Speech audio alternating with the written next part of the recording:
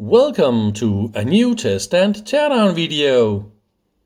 This time we're going to look at this Hameg oscilloscope and look at the beautiful white color. It looks very modern. I really love it. It's the HM303-6. So it's a 35 megahertz oscilloscope, but look at that. There's a nasty dent here in the front, and it's really ugly. I hope I can do something to fix that. So let's look a little bit here on the back. Again, it looks super duper modern. We can zoom in on the little nameplate here, and it reveals the power usage, so 36 watts. And we can also see the version. This is the -6.02 to be accurate. We are now inside, and the first thing I see is a lot of rust corrosion here in the power supply unit, but also on the shield around the CRT, and it doesn't really go away when I scratch it. I also see some very funny corrosion nastiness on the front plate circuit board here, especially worse around the screws. So here's my idea about this really nasty dent in the front plate. Let's take the rear plate and compare the color. So this is exactly the same plastic. So my idea is to take a little piece of that plastic, this little part right here. I can cut a little piece of that plastic. So my idea is to take this little piece of plastic and put it in some acetone, and then try and see if I can dissolve this plastic and then recreate a little paste. But that is not possible. This is not ABS. This is some other type of plastic, and it just turns itself into powder. That is completely useless. Yeah, see, here I cut a little piece off. Damn. Let's try something a little bit untraditional. Can you remember this nasty dent? And I was zooming into it earlier in this video. I took some 3D printer filament ABS and I dissolved it in acetone, and now I got some acetone glue plastic here, and look at that. Now I can put it into the hole here. Since I made this a little bit too thin, when it dries, it evaporates and it gets a little bit smaller, so I try to put a little bit too much. So let's try and see how this goes tomorrow. If it goes better, but we can just see here how much I added.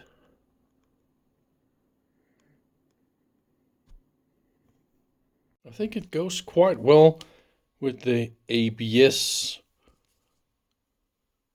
but the color is a little bit too white. So my idea is I got the white ABS mix here, and I got some black from a previous experiment. So now I'm gonna make a third mix with white and a tiny little drop of black and see if I can find this color. I think I will try and paint a little drop here on the back, on the outside, hidden somewhere, and then I will try and see if I can mix the right color. That could be fun. This was actually a lot easier. I don't know if you can see, we got 2 drops here. So that was my first attempt for the mix of colors. I added 1 drop, and then I added 2 drops of black. And I think it is very close to the color now. So now I will try and redo the repair on the front. So I think I'm done playing around with this little hole we had here. I don't know if you can see it if we really try and change the angle of the light, but I think I will call it a success. What do you think about that restore, huh? Here is a little before and after picture compare. I hope you like it. You've probably seen a lot more of my videos about Hameg oscilloscopes, and they are of course a much older, most of them are much older than this one. So this one is from 2007, so it's quite modern, the design, and look how nice and neat and compact everything is. Not a lot of cables anymore. Everything is designed so cables, they are nice and short and goes straight from this to that. I mean, look how genius everything is. And this is, of course, they get better and smarter. And now they know a lot more about how to design stuff. So there is exactly what there needs to be in this one. And I kind of like that. So this is the deflection board. This is the actual vertical deflection.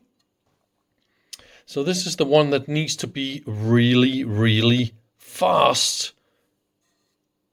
And the slower one over here is the horizontal deflection. That doesn't need to be that fast. And yeah, that's quite clear. We see those high power resistors, and this is because at high voltages they are pulling as much current as possible to pull the signal fast, and that will be the transistors pulling the other way. And look at this big ceramic isolation distance, because there's quite a lot of volts on this 2 chassis. And then, so they don't create a lot of capacitance. Look at those thin wires. You see both of them here. That's the vertical deflection going to the plates inside the tube. And this is not a missing IC.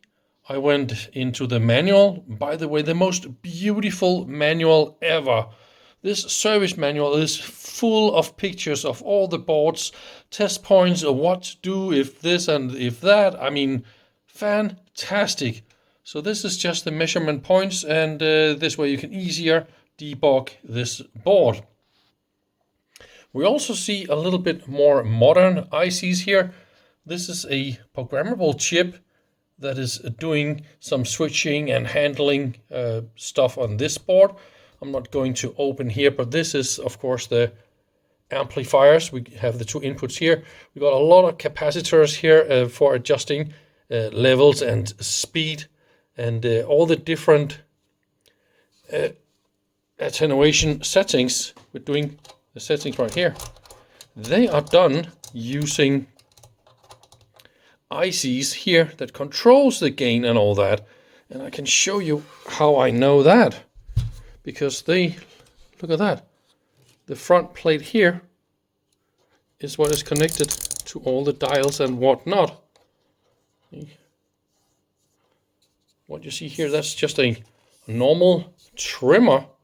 So they're really trying to keep cost low. And this is just one of those trimmers, you know, and they look a little bit like this. And then there's this little special plastic part with a hole through it. And this plastic part looks a little bit like this. This is from another Hameg product. But this one, they have it on here. There's a hole through it.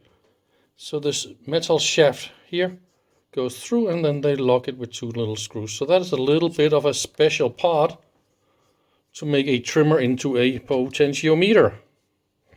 And then, of course, all those selection signals, they go in this flat cable. So this is DC and going to this analog control board. And I think this board also contains alternator, switchers, chopper, and all that kind of stuff. And then here is the vertical signals going to the vertical amplifier. And what you do not see, and you probably already thought about it. Where is the delay line? There is no delay line in this unit. And obviously this is a quite cheap model, but we got some holes here. So we could easily mount a delay line if I can find a delay line that will fit. And if this is truly the signal here, and what about the impedance? Is that the right one and whatnot? I will play with this in a minute, but that could be fun to see. But first, of course, I want to see if this one works. Early in this video, I complained about the nasty corrosion around this front panel board, and look how nice I was able to clean this. I actually just used an old toothbrush and just rubbed around here, and then everything fell apart. Fell off. I didn't use any chemicals or any solvents. I also cleaned this flat cable, so that is all nice and fine. I give up cleaning this. I don't care about that. And this I also believe is, and this is probably the horizontal sweep. And the fastest sweep here, they need a very, very fine but accurate and cheap way to make a variable capacitor. Look at the two yellow wires you just twist. This is a high accuracy, a fine tuning. I kind of like that. Let's keep it cheap and also accurate. I mean, there's nothing wrong with this. I've seen this many times before. Oh, I see there's a little bit of gunk under that connector right here. I didn't clean. But yeah, super modern design. We see all the SMD components and another little programmable chip here.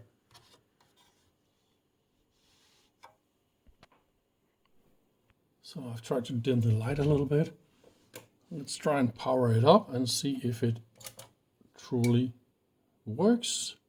It's using 38 watts. It will probably go down a little bit when it warms up, I hope.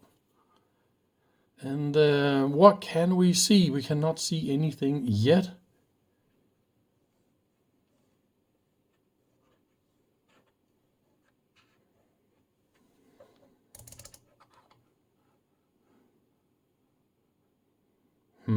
I've been playing with this for a little while, and now I'm in a very, very hurry here because I think it starts smelling. So I take my thermal camera and I will go and investigate what is warm, what is cold. Where is this?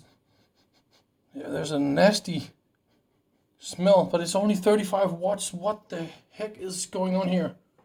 Oh, maybe it's those. Oh, okay, it's the deflection resistors. They're 200 Celsius. This can't be good.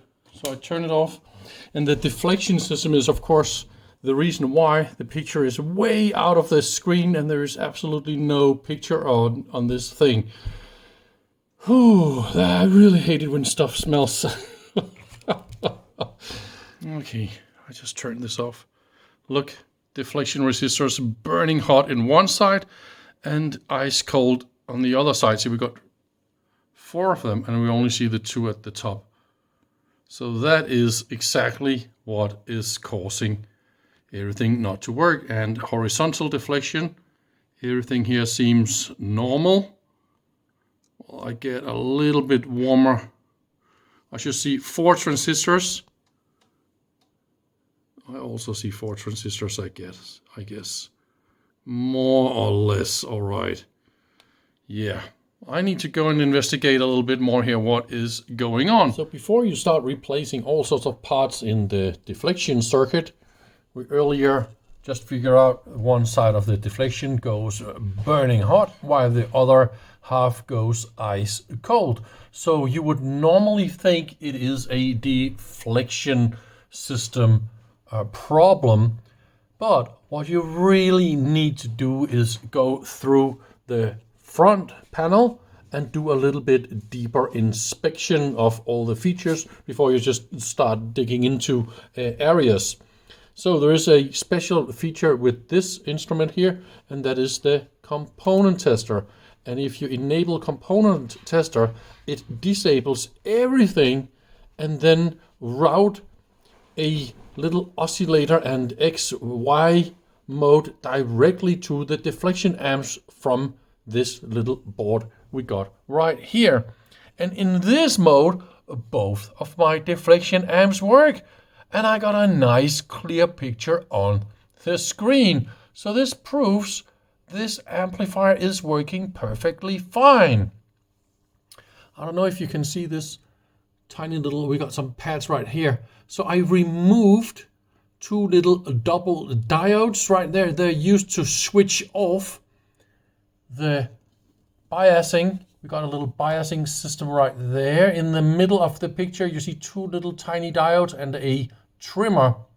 That is to center in XY component tester mode. And I had the idea, if those two diodes, they are broken or leaky or something like that, then this diode switch is not working. That would have been the easiest thing to repair. And unfortunately, this did not solve my problem. So I need to look elsewhere. And let me show you something interesting. So now we turn it on again, and there is of course no picture on the screen. And there's no response on anything. Oh, we are of course in component tester mode. So without the component tester mode, okay? Look at that. This is channel 2. So channel 2 is working perfectly fine. But channel 1 is not working. Channel 1 just throws the deflation way off. And we got, of course, everything here is perfectly fine. If I go to dual mode, then it switches between the two channels. So I got a good working channel here, and I got a bad channel still. We don't even see it. And that is a good lead for finding the bug. Also, we can switch on and off the two channels. I can put everything at the same positions and the same volts per division. We can hear some relays. So of course we put everything at the same settings, and all we have to do is input a signal on the two inputs and then follow the signal here at the input analog amplifier board. So here is the input of the two channels. So we got a bad channel right here, and we got a good channel right here. And like I said before, we got some relays, and this gives some different levels of attenuation, and we got some other ways that it will digitally attenuate as well, some steps. And all these combinations together gives us all the many settings of input voltage ranges.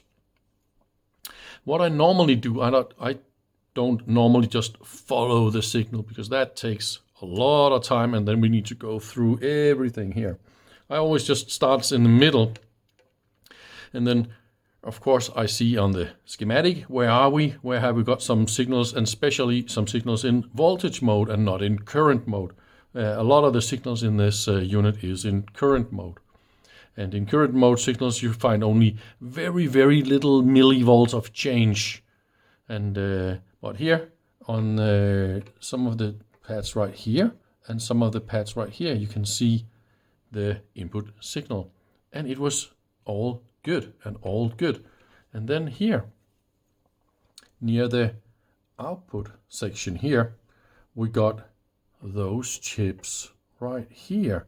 Those are actually 5 little transistors in one package, and they one of them is broken in this one, so I need to go and buy another chip. I don't have this one on stock.